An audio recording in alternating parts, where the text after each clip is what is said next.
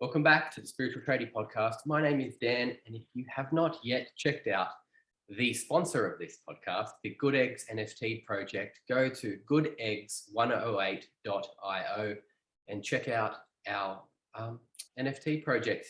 It's basically me trying to work out how to make $100 million art project in real time, and you get to be the beneficiary of the success of the project. So jump in and have a little look. Join the Discord, come and say hello, and hang out and play some trivia, win some prizes, crack some codes, and win some crypto and NFT loot if you're into that kind of thing. Now, today we're going to chat with my good friend Jess Lips. She'll be here shortly, and boom, Jess Lips is here. Hello, Jess Lips. How are you? Hello. Good. And you're in Sydney. Yep, I'm now in Sydney at the moment. So what's been happening over this last year? Many things. Yes. Hard to begin, but I guess I was living in Byron over a year and a half. Mm-hmm. And then I made a change back to Sydney the past 7 months.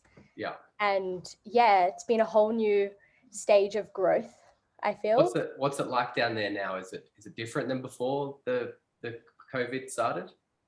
Very different, I feel, especially living in Byron initially. Very much based in nature when I was up there, and here I'd say it's gone back to normal to some degree, but there is still a lot of, I'd say, stress and anxiety amongst a lot of people. It continues or tends to continue. Yeah, strange, huh?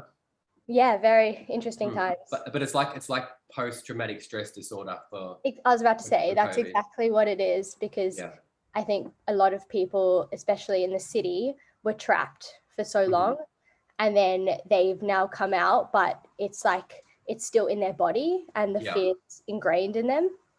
Yeah, and the media spent 2 years winding people into this hyper state of fear and anxiety about how, if any contact with the outside world is going to end in death. And, and that everyone that doesn't, conform to the rules is trying to kill you. And then they're like, okay, now go back to normal.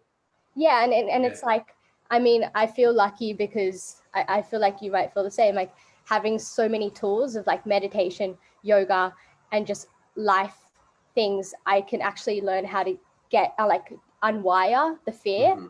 Yeah. But for people who don't have those tools, it's still in their body and they don't know how to get it out. 100%. Yeah. Yeah, it's a huge collective trauma.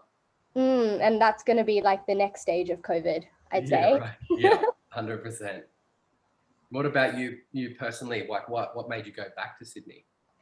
Well, I mean, can drop in quite deep. I feel safe in the States. But I went through a whole loss of losing my brother a few years ago. And I feel like going to Byron for me was actually like grieving. And then coming back to Sydney, there was so many personal reasons, like to be with family, reconnect with family, as well as like start all these projects because I had so many tools and people here who could help me. And also just to reconnect back into, Sydney and everything and see how I'm feeling with it. And just, integrate. Yeah, so you feel kind of like the alchemist vibes. You go away, you recover the gold, then you come back with the gifts. Exactly, and I felt safe enough to do so. But I still try to integrate everything I've learned over the past. It's been years, but I do see Byron as a place that I'll definitely be coming back to, or at least up north, somewhere in nature. Yeah, it's very got a very healing energy. Yeah. It's also like a little bit turbulent, like it can bring stuff up, but it brings it up for resolution, right? Yeah, Byron's crazy in that way. You go there and everything that you need to deal with comes up emotionally, and you're presented with people who then bring that out of you. And then you go back to and then when it's finished doing its thing, it kicks you out, right? And I was kicked out. It was very me too. Yeah. Not so far away, but you know, just the coughs, but still. Oh wow, yeah, no, but you're Yeah. still wow. You get relocated. Okay, very good. Wow, I didn't realize you were in cops. Yeah. So that happened in the last, what was it? 3 months or something? 3 months. Oh wow. Moved the coughs, yeah, and I just had a baby too. Oh my gosh. Woo. Mazel tov. Congratulations. Yeah, thank you. So she's like 5 days old now, so that's crazy. Wow. Yeah, All at once. and obviously my first child, and it's the next level. Yeah, you can't really explain it. Obviously, everyone thinks that their child's the best, right? So, yeah, but you know, you look at them, and they're just so beautiful, and yeah, it feels like very daunting. Like now you have to look after this little person and make sure that they get through this crazy world. Yeah, and You know? I feel like a lot of people like are doing so much work on themselves for their kids, Mm-hmm. you know, like for the future to make sure they come into a safe environment. Yeah, totally. And like we were reflecting on that, and I'm probably going to throw my family under the bus a little bit, right? But like I was sitting in the space meditating while Mama was feeding Bubba, Yeah. and then I was like looking back at a photo of me in like a rocker when I was a couple of weeks old, and there's me and then an ashtray sitting next to the rocker, and it's just like, you know, it's it's a huge generational shift of like, you know, the way that things were done in the 80s. Yes. And then going through the process of, you know, all the work we do on ourselves so we can not pass down the traumas that have been ancestral, you know what I mean? Exactly. And it's not to say that like we're like finished and we're the best, and you know, there's no work to be done, but it's really revealing how, you know, how much, if you don't do that inner work on yourself, it's just going to be handed down to the next generation to resolve. Yeah. Funny analogy, or I was watching the Harry Potter series actually recently, and it came to me how like the whole series is really like the ending is like the next generation. You know, and it's like it's almost like ingrained in everyone to just like clear the path of like, yeah, everything you were brought into. Yes, 100%. Yeah, but that's amazing to hear that you've had a kid. Yeah, thanks. What about you? Well, you're working on books, I hear. yeah, so I mean, yeah, I guess in 2019 I was doing work before then, traveling a lot. I got really deep into yoga and went through a whole phase of like when I was 18, I was on all these antidepressants and everything, and then got off everything and didn't really look back. And I was on this whole, I'd say when I was younger, journey of kind of. How old are you now again? 24. Yeah, when you were younger. That's yeah, I feel like it was a while ago. I know it was only a few years ago. I know, but especially when, you know, like that 5 year it feels like a lifetime, right? It feels like a different life. It feels like years. So I'm like, where am I right now? Yeah. It's like when I was younger, it's like something you'd say when you're 60. Ago. Yeah. But yeah. But yeah, I guess something that's like been happening very recently within like the past few months was that after I lost my brother in 2019, he was living in Melbourne at the time, and I went back to Melbourne like 2 months ago, and that brought up a lot for me since then. And yeah, I don't know, I guess when we like spoke a few days ago about, you know, that I just felt like felt very relevant to share. There were so many things to share, you know. Yes. But yeah, going back to Melbourne and like kind of seeing that whole space of like, I used to live in Melbourne when he lived there. It just felt like a lifetime ago. And like how much has changed since, and like things that were so normalized back then, with just like, yeah, just negative thinking habits and all of that. And it just woke me up to how much has changed. Yeah. You know, but yeah, What was that? Sorry. And even like the place itself, right, has that's in a dark night of the soul as well. Melbourne itself, like Victoria, right, as well. Yeah. Do you feel that shift as well? And obviously the people hold the energy of the trauma that they've just gone through. You feel that as well? Yeah, it felt very dark, and Mm. I guess a lot of people had been in lockdown physically Yeah. speaking. Mm. But yeah, since the past few years, I've been inspired to write a lot, Mhm. and I've just been writing and documenting what I've been experiencing, and I've been, I guess, holding off to actually publish everything and put it together into a book. Beautiful.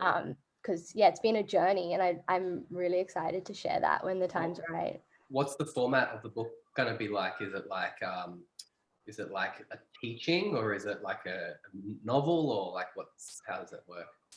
At the moment, it's in poetry, Right. but it's like I've been like taking photos along the way, and it'll be like photography, like coffee table book, Yep. with just quite deep poetry that I've Mhm. experienced, and just what was, I guess, navigating me over the past few years. Beautiful. So I really feel like, I see people sitting there in their life and just like flicking through beautiful photos that represent the words that are being spoken. Mm-hmm. So And I'm definitely a very visual person. right. But you said the words like helped you navigate. Is that what you Yes.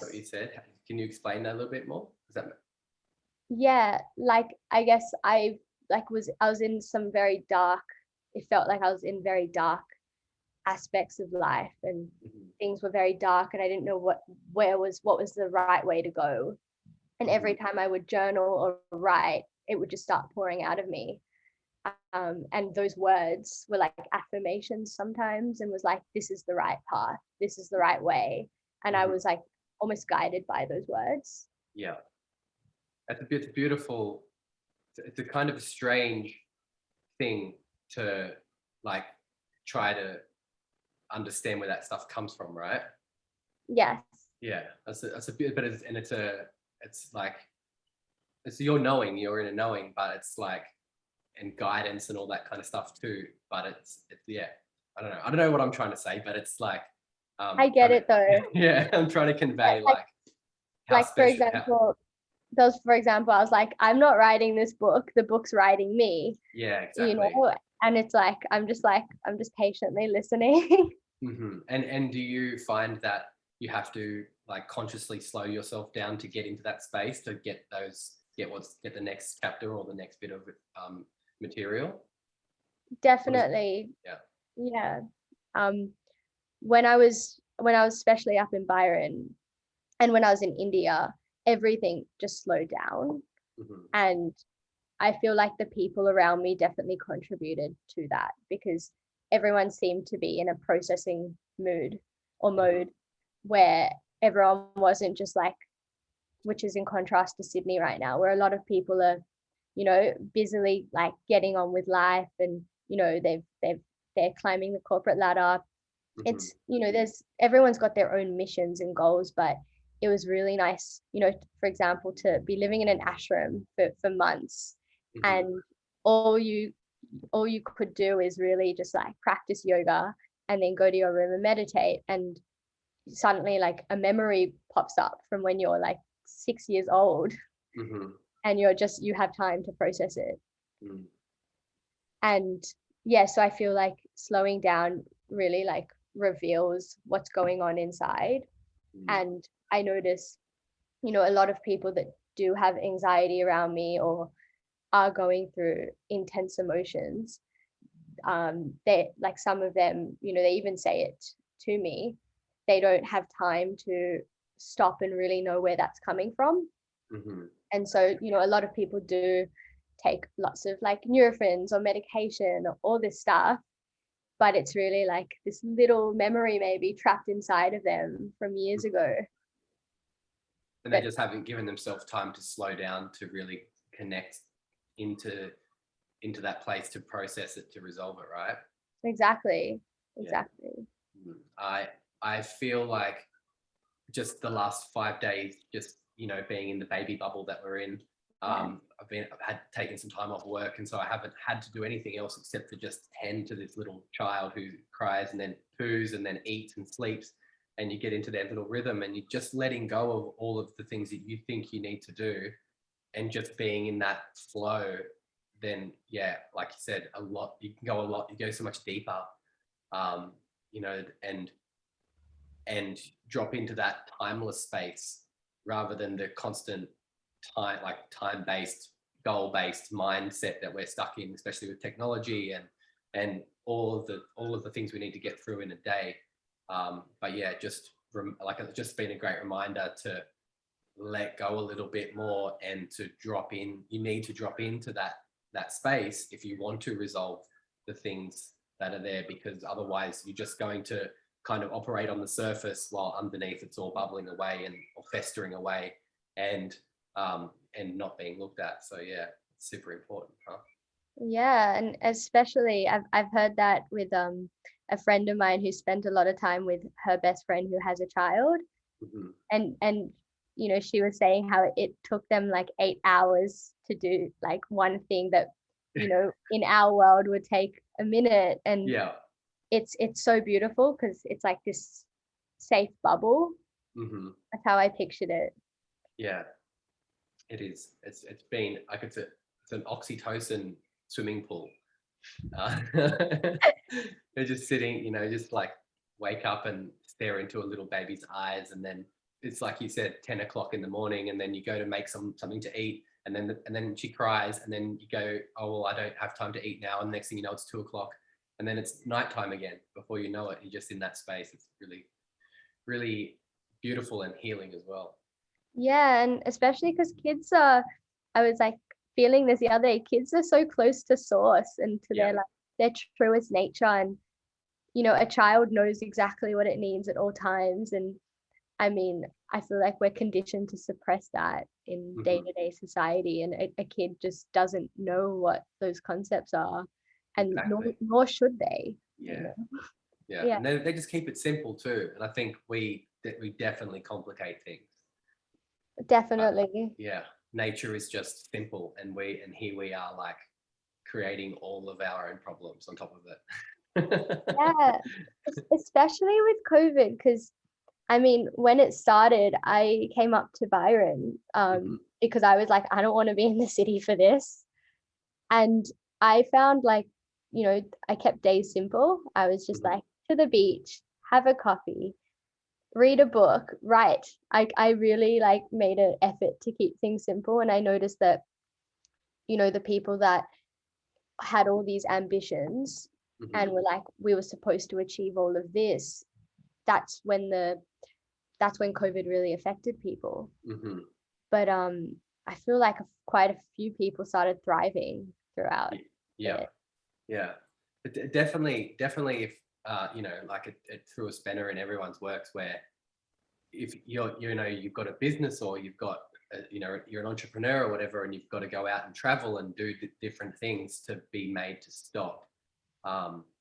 It's very challenging, and yeah, and I don't know if everyone's gone back to the way things were, or if everything's changed. I feel like a lot more people are working for themselves now, or working from home, or have found other ways to do things. So it's definitely an interesting evolutionary twist in our collective, the way we do things. You know, even if we don't always agree with, you know, the overarching narrative or whatever, it's like it's interesting to see how that plays out in the evolution of the species, really, right? Yeah. So what else, Jess Lips? Yes. Yeah. Well, have you any specific stories you wanted to share? I know there'll be stories that definitely arise, and I'm like, they need to be shared. Yeah. I do picture like something that comes up, like especially when I think of you, is kirtan. Those few weeks where everyone was at, and that was definitely, it was really nice to be around a good group of people who was all on the same wavelength. But stories, there are many stories that I guess, are there. Uh-huh. Do I have to ask the right question? Maybe. Yeah. I'll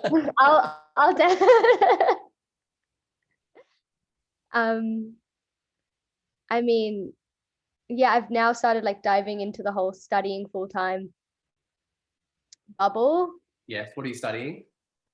international studies and business Uh-huh. at You're yeah, studying international studies? yeah. What is that? It's pretty much just how like business operates on an international level, Right. and just yeah, it's just different subjects, but I feel like I guess my mind needs to go there at the moment. What called you to that? Um, well, when it was interesting because I was meant to do that when I was 18. I Uh-huh. was meant to finish school and go straight to that degree, but I was so, I guess, encapsulated in the East and the Eastern ways that I didn't end up studying. I was just meditating and just really just literally like didn't want to I didn't want to look at anything that was um I didn't want to look at any knowledge. I didn't want to learn anything else. I was like, it's time to unlearn. But I definitely got so into I dived so deep spiritually, and I was like, it's time to balance it out a bit and hear the other side. So I feel like it's been just a bit of a balance so I can understand both sides and hopefully integrate them Right. at some point, you know. Yeah, cool. So you're going to But take all the Eastern practices and sprinkle them into the international business side of things and try and share your magic that way. yeah, like I mean, I was inspired by there was a girl, her name's Isabel Sebastian, and I was inspired by her when I was 18 when I interviewed her, and she was living in Bhutan, like working. She was learning how Bhutan integrates a concept in the government of happiness. Oh, gross domestic happiness or something. Yes, gross national happiness. Yeah. And I was interviewing her, and I loved how she was so grounded in both. And I was so inspired by her when I was 18 that I was like, I've always wanted to kind of be like that. Yeah. And so I guess like that led me deep into traveling to India, but then that also now led me to studying. Just you know, just being able to somehow find how they can both coexist. Yeah. The two worlds. That's beautiful. And how's it going? Yeah, I mean, good. It's been interesting, especially being in Sydney. Yeah. Just very, very, very much learning about how everyone here does, you know, gets on with their life. Is it in-person learning or online? It's all for me. It's all online. I've chosen online, right. so I can just stay here and you know. And you can also travel and not miss your classes and stuff. Like exactly, I can be wherever. I can if I wanted to go up north, I could go back up north. Right. But yeah, it's nice. It's nice to be able to still keep to my routine and be able to learn. Yeah. All of that. Beautiful. But yeah, I am curious. I don't know if you feel like answering a question as well. Yeah, let's try. Okay. When did you begin this podcast? I began this podcast in 2017 when I was living in Melbourne, and I'd have conversations with Izzy Ace, who I used to live with. Do you know Izzy? Izzy. Irene. Yeah. Yeah. She's from On People. Yeah. Yeah. You know her. Anyway, yeah. I do. We used to like, you know, she'd come home after teaching and I come home after being a tradie, and we used to go into these, you know, hour-long deep conversations about the world and spirituality and the universe and all that. And then I was like, well, we should share these with the world because they're really fun conversations. And then so I started the podcast, and then she basically left for India and didn't come back. So wow. Yeah, but so that's how the podcast started, and it was going to be like kind of in a little bit like just a solo podcast of me just talking, you know, either to Izzy or by myself.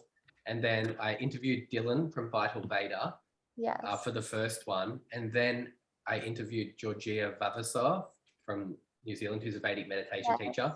And then she told me her story. And as soon as I heard her tell her story, I was like, oh, this is how the podcast has to be. Like she went into how she had cancer and how she used meditation to, find herself from the corporate world and go through that process. And she ended up becoming a Vedic meditation teacher. And I was like, it's not about me just talking nonsense. It's about how to share other people's stories. So that's how this little potty began. Yeah, wow. Because it's so interesting. I feel like when I was 18 or 19, I was listening, maybe not to the I don't maybe not this specific podcast, but similar ones, and they were inspiring me all the time. Yeah, and it's a great way to learn as well, to learn other people's knowledge and share that with other people as well. So yeah, it's taught me a lot, and especially around like, because I'm a guy and because I'm a tradie, getting so much information from women about their experience, about all the things that I would never have known about, is just like a crazy re-education on what the world really is and how other people see it, Yeah. Yeah. Yeah. Because I definitely feel like meditation and everything's now so much more commercial since then. Yeah.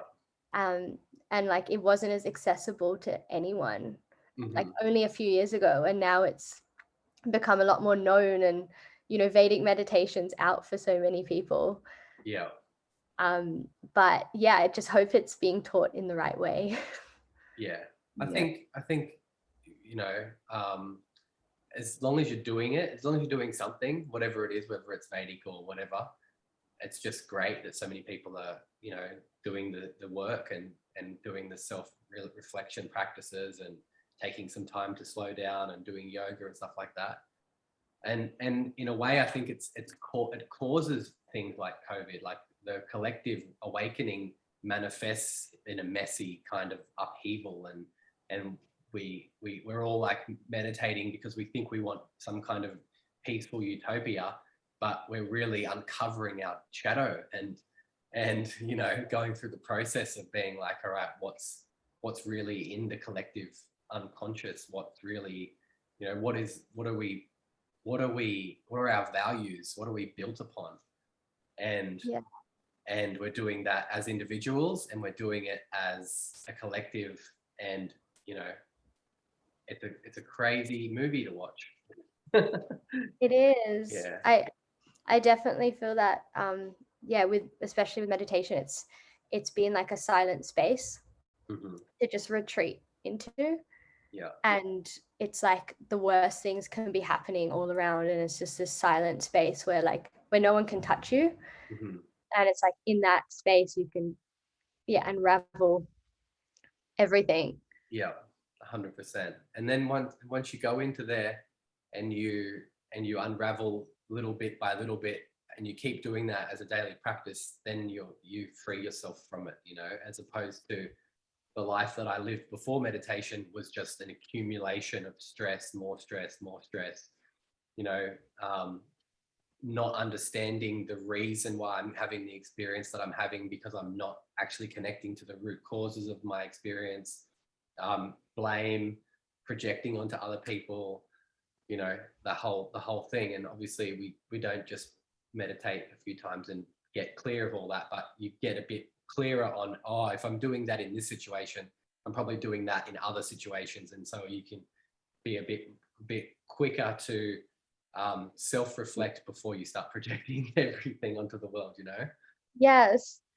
Yeah. Definitely. I feel like I used to suppress a lot and not speak, I guess, how I was feeling and what I was feeling. And through meditation, I started speaking a lot more.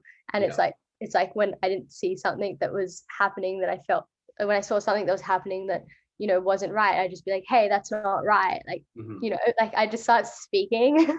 Yeah. And this whole voice started appearing. And I was like, what is this voice? Yeah, that's it. And we're all doing it at our own pace. And Yeah. Do you teach meditation yourself? Yeah, so I mean, I don't know if you've heard of Vipassana. I definitely have. Yep. Okay, so I've done like 6 of those now. Right. We probably spoke about this And I last dived, time, but I've got a very short-term memory, so I just forget everything I speak about, which is good because yeah, it's like every podcast is brand new, even if I spoke to you yesterday. yes. It's true. I'm very similar. It's like I have a Yeah. strong memory, but also like when you're very present, Yeah. it's like everything fades away, even though we spoke about it a Yeah. few weeks ago. Yeah. But yeah, I dived into Vipassana when I was 18 as well in India. Mhm. And actually, yeah, the first time I did it, I started just remembering things I thought I'd forgotten from when I was, 3 years old, 4 years old. Mhm. Memories started appearing, and like everyone has a different experience with Vipassana, but for me, it was like all these, you have a lot of pains in your body for sitting for 10 hours without moving. Mhm. And you notice that those pains are connected to, memories or feelings that were suppressed in the body.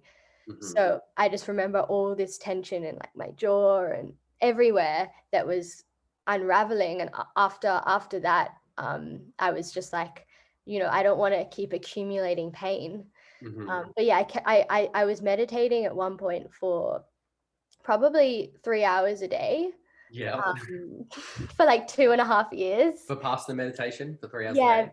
Yeah. Vipassana. And I Mhm. was actually attending the sunrise meditations with Matt at I don't know, yeah, if you know Matt. Yeah. Yeah. At Yeah. Bondi. Yeah. Yeah, I was there every Thursday sunrise, Mhm. meditating, and I remember they were always asking me, like, have I done Vedic? And I was like, no, I do Vipassana. And to me, like, it was so foreign that there was a difference. I thought, I mean, in Vipassana they do specify the difference, Mhm. but to me, like, meditation's meditation. Yeah. It was like, as long as you have some sort of tool that works, it's great. Mhm. And so I was really heavy with Vipassana for about probably 3 years in total. And then I still try to do a course per year because it just really like swipes me clean. I feel like it's like Good hard. reset. Yeah, it's like a hard drive, and my hard drive gets swiped every year. Mhm. And Yeah.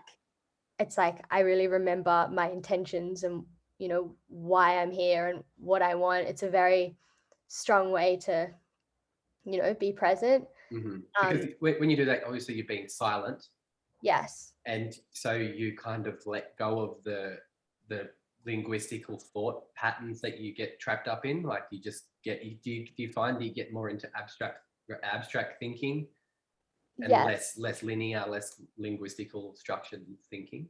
Yeah, because you're not defined by 2 p.m., 5 p.m. time. You're not defined by time anymore because you're living through sensations, Mm. and you're living in the body, and you're aware of, instead of being aware of, it's 3 p.m., I've got to do this. You're just aware of what's alive in my body right now.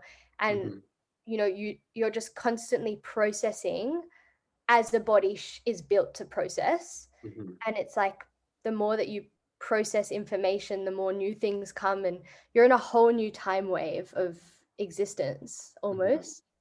Mm. um So what about your transition then to learning Vedic meditation? yeah, so Vipassana was, I mean, I I was doing it, I'd say, quite heavily 2016 until maybe 2020. And Mhm. then I was it was when I was living in Byron. Everyone around me at the time was, mostly Vedic meditators. Yeah. And I learned with Carolyn Wolf? last year. Yeah, Carolyn Wolf Yeah. last year in 2021, in about, I think it was May or April, May. And yeah, like, obviously she gives you a mantra, and you learn with the mantra. And I'd say, I mean, what I practice now, sometimes it's mantra, sometimes it's just like silent. Observation. Yeah. Yeah. Mm. I try. I'm very aware now, because I guess when you learn the Vedic meditation, it's you understand the intention of why you're sticking with the mantra. But I did find that it was easier because I think they say like it's okay to let go of the mantra.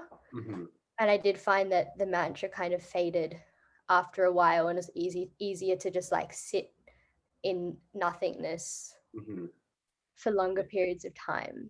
It draws you into that nothingness. Yeah. Yeah. But it's different in the sense that you're actually letting go of the body too, which is like, I'm always interested to find out people that are like proper Vipassana practitioners like yourself. When you learn to like use the mantra to transcend, does it change your experience of Vipassana? Well, I mean, I've said this in the past a few times, I feel, but it's like with probably told me last time. Maybe, yeah. Maybe I did. Actually, when we spoke, I hadn't done Vedic yet. Okay. I'm pretty sure, but definitely with Vipassana, you like, so there's obviously no mantras, it's just sensation. And so you're literally just observing like your hands, your body, and you're transcending through your own energy. So it's like I feel like you're just observing your own sensations, and through observing your sensations, you're just transcending higher and higher and higher in that. But then with Vedic, I felt like when you start to do the mantra, you're sometimes using a different energy. Like you're vibrating. So it's like, let's say like when you think of the mantra, you're vibrating at that mantra, but it's like it's still not your energy sometimes. Right. Because it's the energy of a word, and that word carries a frequency that's transcending you to that frequency. Right. But when you let go of the mantra, yeah, like when you let go of the mantra, you go beyond the mantra. Yes. So yeah. Yes, exactly. But that's when I tend to, like, I guess to some degree, drop into Vipassana in the sense of like, let's say the mantra goes, and then I just notice my sensations again. And then so it's like then you let go of Vipassana, because Vipassana is just a construct, right? With the tool to transcend ultimately. Yeah. But like, yeah, I feel like to some degree they go hand in hand. At least I've experienced that. Yeah. But yeah, so I feel sometimes like I use both, or I use nothing, or I just sit in silence. But I have, since the Vedic, I've had much more awareness of the mantra every time I sit. And you've done a long Vipassana retreat since you've had a Vedic mantra? I've done one. I did it in July last year. Do you find the mantra tries to sneak back in when you're trying to do like Vipassana practice? A little bit, but it's interesting though, because I feel like after a few days of Vipassana, you're so encapsulated with like your subconscious memories and thoughts and experiences that any form of mantra or anything doesn't need to exist. Right. Because I feel like Vipassana kind of gets you to the core. Well, actually, within those 10 days, I feel like you could do that in a Vedic retreat as well. But within those few days, like, it's like a can of worm opens. Yeah. And it's like I remember just in the recent one, just so many dark feelings in my body, like can of worms opened. And I was like convinced I've never had this before, but I was convinced I should go home and, not be there. And yeah, it was quite, I'd say, dark, the most recent ones, but then you leave feeling so light. So yeah, it's definitely, you can tell it goes deep, but I'd say the mantra was there for the first 2 days, but then like the deeper you go, the mantra just fades. Yeah. because I feel like the mantra is just like an initiation Yeah. to some degree. Yeah, it's like I like to call it, it's like a taxi. It Yeah, takes you to where you're going, and then when you get there, you don't stay in the taxi, you jump out. And so if you're practicing Vipassana and it's taking you to the place where the mantra would normally take you, there's no need to get in the taxi again, right? exactly. Yeah. But then you return when you need it. But Mhm. the thing with the Vedic, I found with Vedic is it opens you up to such a community. Mhm. I feel like everyone in the community is really living in alignment to what they should be doing for their highest evolution. You know, Mhm. whether it's meditation teachers or um, authors or kirtanists, whatever it is, it feels like it's so pure Mhm. that everyone's really being themselves, which is very, very rare in the external world. Mhm. Yeah. And I think that's, it's a beautiful side effect of practicing something like that, that returns you to your true self. Like, you go beyond your thoughts, you go beyond the body, you dip in that experience of expanded awareness. As weird as that sounds to someone that doesn't practice it, like, what are you talking about, expanded self, blah blah blah. But it's not about what happens in the meditation. When you come back, there's less of a care about what other people think or the way other people see you. And so then you can naturally just navigate towards what you feel charmed to do. And when you move into what feels good for your individual self, then nature supports that. And so it makes life a lot easier when you're not struggling against, nature. No, I totally feel that Yeah.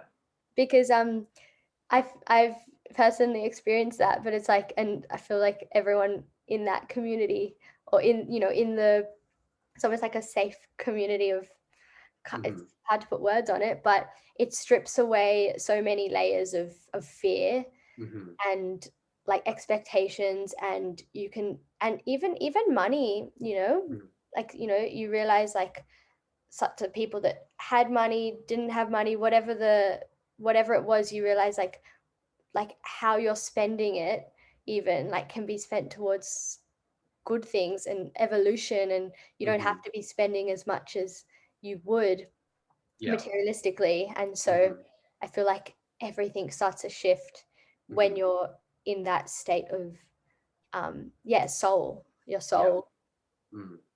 And that's the thing too. Like, yeah, like when you're having the experience of yourself, and then I'm having the experience of myself, and we're Yes. having it on such a deep level that's just it's just that we're having the exact same experience as each other. So when we come out of meditation, we can understand each other based on that experience, and not based on our political ideas, not based on our religious beliefs, not based on our preferences, but based on what we actually are. And and then that's why, I feel like the Vedic community is such a good community, and like connected community, because we're united by that experience. No matter where you live, no matter what you have, if you're having that experience, you know that the self is the self. And then when you see somebody else having that experience, you're like, and I Yes. know. And it's like this connection, this deep connection. And then we don't have to worry about bullshit. We don't have to worry about like pretending to be our personalities or our identities based on our job or our status. We can just be like, yeah, this is what I'm experiencing. You've probably experienced the same thing. And so we can let go of that and go way deeper with each other, which is what we're all desiring, to have that depth of experience. And so that's one of the beauties of the practice, I guess, and to be able to Yeah. share that in community. And it's amazing when there's so many people like who come together and Yeah. everyone's like let go of all the whatever it is they were expected to explain to people, Yeah. all the questions like, what Mhm. did you do yesterday, blah blah blah, whatever those questions are, or you can just like dance and sing and Mhm. and just like smile, and it's like this like piercing awareness that everyone's gets it. Yeah. It's cool. Yeah. But yeah, that's meditation. Yeah. Definitely, I've noticed, at least even being in Sydney, a lot of people definitely, want it or need it. But hopefully they're finding their way there. Yeah. I think all people need it, really. Yeah. What about, the original question was, do you teach it? Oh, do I teach it? No, I don't. I don't teach Do you it. ever go back to serve when you go to Vipassana? You do it like a service role? I have served maybe 5 or 6 courses. Right. When it was the first 3 years. And now it's more so just participating. Nice. I've definitely actually served more than I've sat. I was serving in Gujarat at one of the centers there for about 2 months and sat once. So I've actually lost track of how many. Right. It was just like a constant, serving. And then I was serving in the Blue Mountains for up to 3 months. Yeah. And sat maybe once. So but even when you're serving in that situation, you're not talking to anyone as well, right? You can, but very subtly. Right. But do you talk to like the other people that are serving, or are they quiet as well? So like we were talking in the kitchen even though we shouldn't have been. Right. So you're supposed to be silent even though you're on service duties. You're supposed to, but there are common rooms where you can talk, briefly, but they're very conscious about what they say. Like you can't, there are topics obviously that can't be spoken about. You don't just sit around gossiping. Yeah, no. It's very like everyone's on a similar growth path. Yeah, and you don't just get into these common rooms and start talking about Married at First Sight and who's winning The Bachelor. Nope. None of it. Right. Yeah. Yeah, it's much more, it's just you're there to be. Yeah. And that's about it. Cool. Have you done a Vedic grounding retreat? No, I haven't, but that's a good one to do. Yeah. Do a 2-weeker in India. I've heard, because everyone I know has been doing them, and yeah, I'd love to hear your experience in contrast to the experience of Vipassana, because it's basically 10 days, and if you did 10-day rounding retreat, I would definitely get into that. Yeah, that'd be a cool potty to talk about the differences after. Yeah, that would be. Yeah, that could be next podcast. Yeah, I think we'll go to India in 2023 and do a massive rounding retreat. Let's do that. Okay, I'm in. We'll get the whole gang together. Yeah. I know there's so many. Everyone wants to go to India. Yeah. Everyone's ready. Yeah. Be fun. Yeah, definitely. Anything else, Jess, before we wrap it up? Do you talk about the things you want to talk about? I think so. Yeah. That's good. I feel when is your book coming out? How are you publishing? Book is, I hope for it to come this year, but it's definitely a thing that I feel like it needs to come when it's ready. Right. So it's like most of the photography is there, most of the writing is there, probably 3/4. I just want to see if I can get it published. If not, I'll self-publish. And then hopefully this year, that's what I intend. Well, that's when I intend for it to come out. That's definitely the next step for me. Cool. Yeah. Do you have any poems on hand? Poems on hand. I could open one up. Let's have a listen. Okay. Yay! Wait, let's get this up. Let's find this.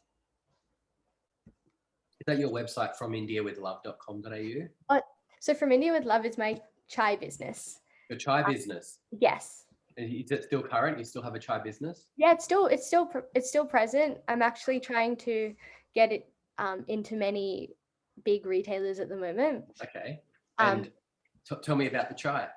So the chai was inspired by India. So it's a funny story, but when I was in Vipassana, I thought of From India with Love, and I didn't know. I'm just taking jumper off. There we go. Better. When I was in Vipassana, I had this vision of From India with Love, and at the time I didn't know what it was. It was just I felt like it would just be a business. I didn't really know what, and then over time it became chai, and it's more of like a lifestyle, health, blogging, just expressing everything on it. But it's also, at the moment, it's just selling chai, because in India, for those who don't know, chai is, I guess it's in the culture, and you sit for hours. This is chai, by the way. Yeah. Oh wow. There we go. I mean, I've got water, but right. but I should have chai with me right now. I am definitely a chai addict, and I need to try your chai. Yes, definitely. Like chai. Does it come from India though? No, it's Australian. Right. It's all Australian. That's confusing. The idea comes from India. Gotcha. Like the concept and inspiration is derived from India, and like I was actually following around chaiwalas in Tiruvannamalai. Yep. All these places, and they were teaching me like how to make chai. It's so simple. In India, it's literally black tea, ginger, like they use jaggery. Lots of jaggery, yeah. cardamom. Yeah. Actually, some places it's just sugar. Yeah, basically when I was in Rishikesh, I'd just go there and they give me a little cup, and it was just like black tea and like and sugar. It was just pure sugar, and I just love it. Now I'm a chai addict. I mean, chai. I feel it brings people together. Yeah. Yeah. It's like everyone has to sit around over chai. That's just the culture. That's the future of the planet, I feel. Chai. That was the vision. Just sitting around drinking chai, meditating and drinking chai. That's the best. That's the life. Yeah. That was Byron for me, actually. And so you're trying to get your chai into different places. Is it sticky chai, or is it like powdered chai, or is it leafy chai? What is it? It's just spiced chai. Some of the spices are blended. There's no honey, because Ayurvedically. Yes, in Ayurveda. Yeah, it's toxic. It's poison when it's heated. So a lot of people were like, why aren't you getting onto the sticky chai? And I'm like, it's just not good for you. Or at least I still sometimes have honey, but I do know that it's not actually good for the body. You could just put honey in it, but then you've got to deal with the fact that you're actually poisoning people. Yeah, and I'd be like mass scaling. Yeah, but maybe you could use something like agave or. Yeah, I was thinking that jaggery even. Jaggery, ooh. But at the moment, no, it's literally just black tea, cinnamon, cardamom, cloves, star anise. I don't even have ginger, because a lot of people just add their own ginger to the mix. Right. And there's just issues with like storage, and I didn't like the taste of the dried ginger compared to fresh ginger. So it's better to leave it out than to put it in if it tastes bad, right? Yeah, exactly. Yeah. and then whoever loves it, they'll just add their own. Yeah. But yeah, I've got the book draft open. Yes. I'm going to open a quote, read a quote. Okay, great. Okay, that's fine. Is it your quote? Yeah, this is what I've written. So, wait. This is your favorite spiritual wisdom or quote? What's that? Normally at the end of the podcast, I ask for your spiritual wisdom or quote. Yeah. And this is your one. Okay, wait, okay, I've got two. All right, let's go. One was written, they're both written in Rishikesh. Yes. This one was inspiring me to let go, and the other one was about the Ganges. So, okay, this one is, layer by layer, shed all of the woman you once were. I know that this process is painful, but it is necessary. You were never meant to stay the same. You were always meant for more. Make room for who you are becoming. That's that one. Very good. And then, wait, I'm just trying to, Okay, wait, is this one it?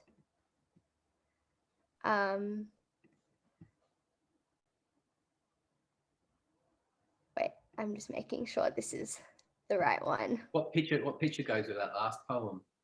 What's that? What picture goes with that last poem? Is there a picture that goes with it?